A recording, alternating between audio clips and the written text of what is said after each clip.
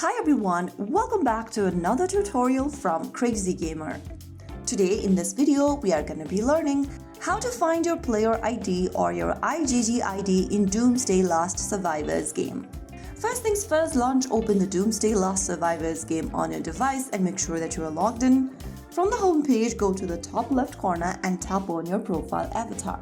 Now from the Commander Info section, tap on Settings at the bottom left. Once you're inside the settings page, go ahead and tap on Account.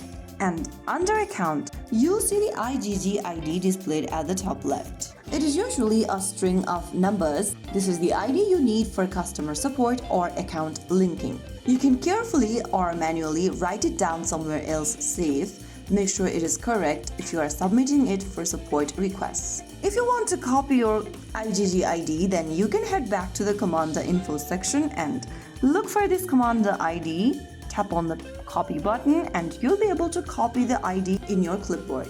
So that is how you can easily find your IGG ID or your player ID in Doomsday Last Survivors. If you found the video helpful, don't forget to like, share, and subscribe to our channel. I will see you again in the next episode. Thanks for watching.